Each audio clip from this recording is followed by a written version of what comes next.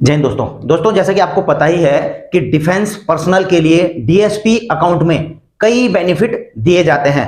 Serving personal के लिए अलग बेनिफिट होते हैं और जो पेंशनर होते हैं उनके लिए अलग बेनिफिट होते हैं। अगर मैं एसबीआई के डीएसपी अकाउंट की बात करूं, हालांकि एसबीआई के डीएसपी अकाउंट में कई बेनिफिट्स हैं, लेकिन जो एक इंपॉर्टेंट बेनिफिट है सर्विंग पर्सनल के लिए 50 लाख रुपए तक का personal accidental insurance cover, death पर भी और परमानेंट डिसेबिलिटी पर, और उसी प्रकार जो है 1 करोड़ रुपए का एयर एक्सीडेंटल इंश्योरेंस कवर। और दोस्तों जो पेंशनर के लिए है दोस्तों 30 लाख रुपए का personal accidental insurance death cover, और इसका मैं वीडियो में आगे लेटर भी दिखा दूंगा। और दोस्तों आपको यह भी बता देना चाहता हूं कि अन्य कई बैंकों में भी डिफेंस पर्सनल के लिए डीएसपी अकाउंट की सुविधा है, वहां पर भी अलग अलग इंश्योरेंस कवर दिए जाते हैं, सर्विंग पर्सनल को भी और पेंशनर को भी। और दोस्तों जब एक डिफेंस पर्सनल रिटायरमेंट आ जाता है, उसके बाद अगर कोई दुर्घटना उनके साथ में हो जाती है तो उनको, उनकी फैमिलीज को जो है इंश्योरेंस क्लेम कराने में काफी दिक्कतों का सामना करना पड़ता है। तो दोस्तों इसके लिए जो है आर्मी हेडक्वार्टर ने, एडजुटेंट जनरल ब्रांच ने 10 अप्रैल 2023 का यह लेटर देख रहे हैं, एक एडवाइजरी जारी की है। आप देख रहे हैं advisory number 4, awareness on DSP account benefit. तो यहां पर पिछले कुछ लेटर्स का रेफरेंस दिया गया है। दूसरे में आप देख रहे हो दोस्तों, it has come to notice that defence personnel while proceeding on pension do not change their DSP account serving to DSP account pension. This may result in rejection oblique delay in admissibility of personal accidental insurance claim, nomination claim etcetera. तो दोस्तों advisory में कहा गया है कि जब एक defence personnel retirement आता है तो वो जो है अपना डीएसपी अकाउंट सर्विंग वाला डीएसपी अकाउंट पेंशनर में तब्दील नहीं करवाते हैं बैंक में जाकर के। और इसका परिणाम क्या होता है कि जब वे पर्सनल एक्सीडेंटल इंश्योरेंस क्लेम करने के लिए बैंक में जाते हैं तो उससे क्या होता है, या तो उनका क्लेम रिजेक्ट कर दिया जाता है या फिर उनके क्लेम को करने में जो है काफी दिक्कतों का सामना करना पड़ता है, काफी समय लग जाता है। अब यहां पर इन्होंने लिखा है कि DSP account code for serving personal is different from DSP account code for pensioner.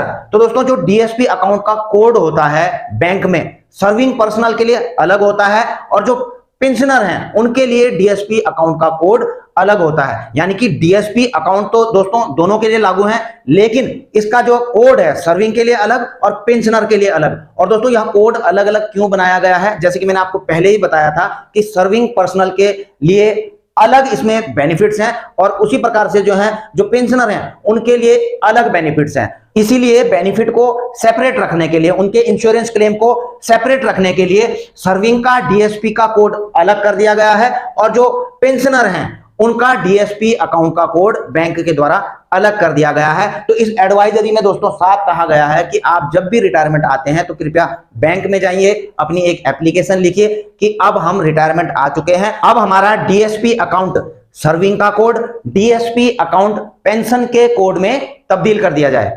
और दोस्तों इस एडवाइजरी में लिखा भी गया है, all ranks are requested to approach concerned bank with a personal application to change the DSP code from the date of their discharge oblique pension. तो यहां पर जो है सभी डिफेंस पेंशनर से अपील की जाती है, रिक्वेस्ट की जाती है कि कृपया कंसर्न बैंक ब्रांच में जाएं, एक एप्लीकेशन लिखें और अपने डीएसपी अकाउंट का कोड चेंज करवाएं। और दोस्तों मैंने जैसा कि आपको बताया था कि पहले मैंने एक आरटीआई भी डाली थी एसबीआई के लिए डिफेंस पेंशनर्स के बारे में पता करने के लिए कि जो डीएसपी अकाउंट है उसमें पेंशनर को कितना पर्सनल एक्सीडेंटल इंश्योरेंस है।